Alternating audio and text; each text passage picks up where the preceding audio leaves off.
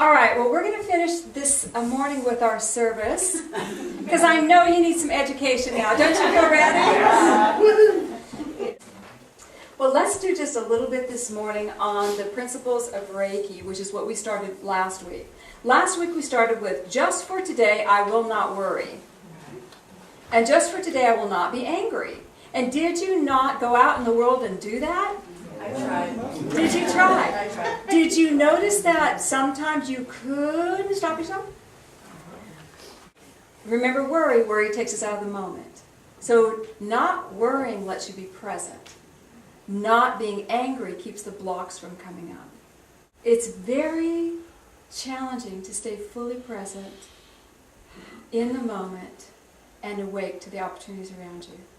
But it lets you become awake, doesn't it? Mm-hmm. All right, so today I wanted to start and cover just 2 quick principles. Just for today, I will do my work honestly, and just for today, I will honor the God in all. Okay? Sounds easy, doesn't it? Just for today, I will do my work honestly. We think doing our work honestly is that we're not lying and cheating and hurting people. Right? As long as I don't steal stuff, hurt somebody, lie and cheat, I'm doing my work honestly. But that's really not what it's about. And it reminded me of when I was a little girl. I was 2nd grade, and it was my job to clean the kitchen, which I did not want to do. And I'd push the little chair, the chair to the sink because I couldn't reach it. I'd get up on my little knees, and of course dishwashers hadn't been invented yet. Honestly. And I would wash the dishes, and I didn't like it. I just didn't like it. I would clean the kitchen and sweep the floor. And at some point, I discovered the radio. Music. Oh my God, it was fantastic. Bobby Vinton, Skeeter Davis. It was manna from heaven. And my mom had a little transistor radio, and oh my God, that was with me everywhere. I learned not to have it by the sink because I'd drop it in the water. So I'd put it up on the fridge and turn it on so I had the energy to do this drudgery that I did. And that became a way of life for me. When I was little, elementary school, many transistors, were by my side at all times. If I was ever allowed to have music, it was by my side. And I carry it when I walked, I carry it everywhere. Because it let me go to the music while I performed the task in front of me. Are y'all with me yet? Mm-hmm. Okay. Performed. As a teenager, no homework unless I'm into the music. I barely slept unless I was turning the music on. So I could get through the task. You hear me? Mm-hmm. I love the phrase, I'm just not into it. I'm just not into that, man. I'm not into it. What a great phrase, because that's the absolute truth. You're not getting into it. You're not going there to see what's going to happen with it. You're not giving it a chance. We have been raised to function in a perpetual state of distraction. Can you say that again? Yes.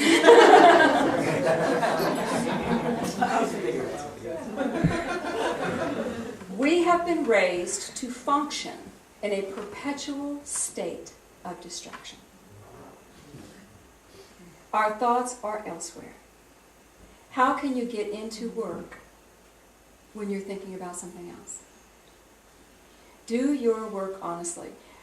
When you're talking about work, we're not talking about when you clock in at your boss and you get a paycheck. We're talking about everything you do. Do your work honestly. Have you ever had a counseling with a counselor, any counselor? I bring this up because I counsel. And you're counseling, you're talking to them, and you know they're thinking about dinner. You can see in their eyes. They're just waiting for that clock to tick down and your time to be over. And it happens. They get tired. They get tired, you know? And you know they're tired, and you want to just go, okay, we're done here. Or anyone where their thoughts are not in their work. When you shop with Mr. Abent, it's always an interesting experience because he loves to talk to the clerks. And 90% of them are not in their bodies. And he'll always say, well, now, how are you doing? And then he'll ask them some crazy off-the-wall question that's so specific that a just fine doesn't cut it. It makes them become aware that they've been talked to. And it brings them back into their body and it startles them. But they're back in their body. And then guess what kind of service we get when we check out?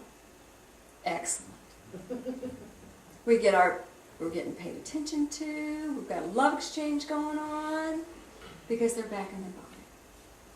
We do our work so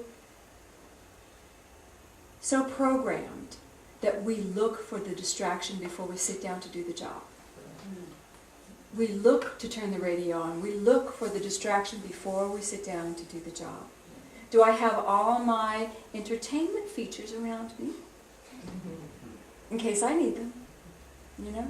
Instead of zeroing and functioning. And I will tell you, for my history, I have so many different things I'm involved in every single day.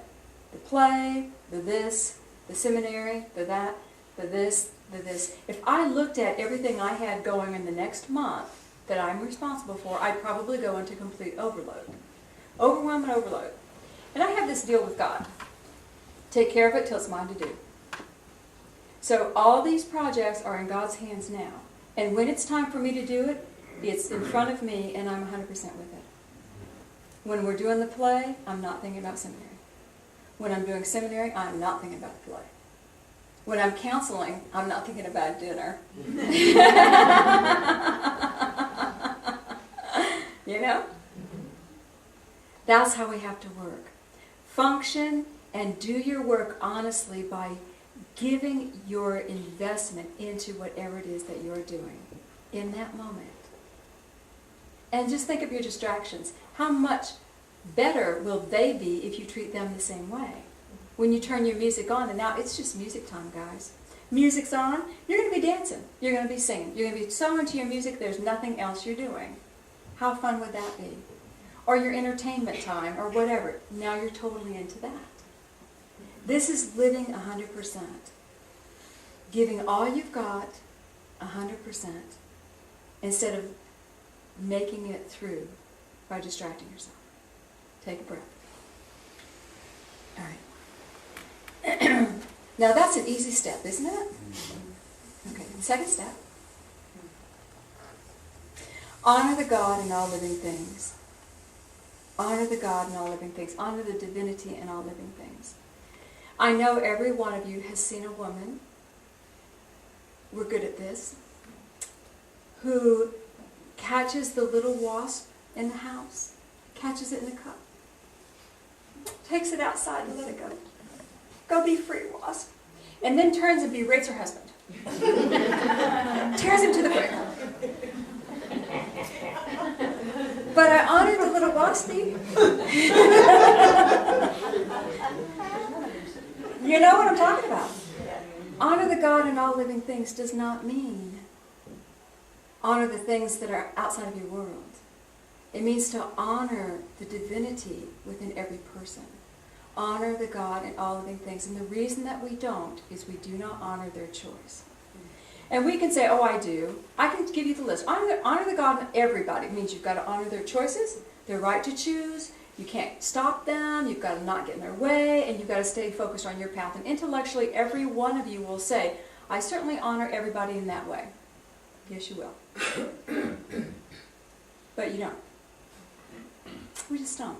We are, again, programmed by society. How do we honor one another? In the world. We go, what do? You got your bills paid? You living on the street? We honor people based on the monetary flow in their world. It's almost so programmed within us to do that.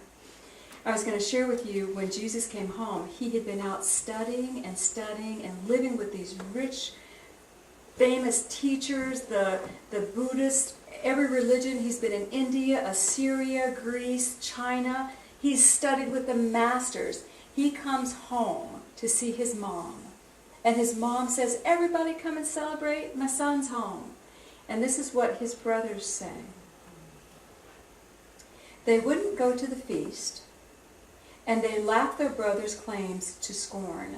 They called him indolent, ambitious, vain, a worthless fortune hunter, searcher of the world for fame, who after many years returns to the mother's house with neither gold nor any other wealth.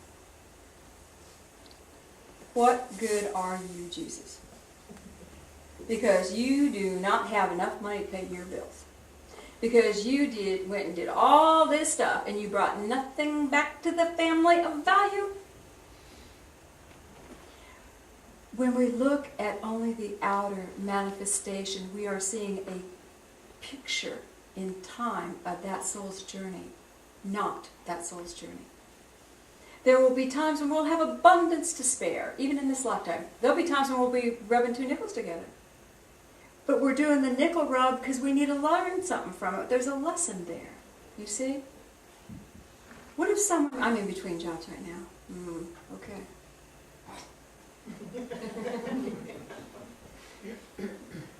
You see? Instead of, oh, how wonderful, you created that for your soul. I can't wait to see how you do that. Let me know how it works for you. I'm proud of you. Good. I'm walking on the tightrope. We have to learn not to judge our brother man. When we do not honor the God in them, no matter what they are doing, and this is what they said, even a mild judgment. Even a mild judgment. A mild judgment is that roll of the eye. That little, you know.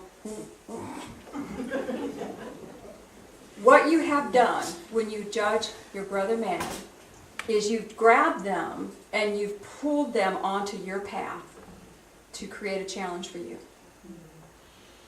I was walking along just fine on my path, but because I've now judged your behavior, I'm going to walk not liking you. I'm going to walk judging everybody that looks like you. I'm just going to walk stumbling over you at every moment. How do we get them off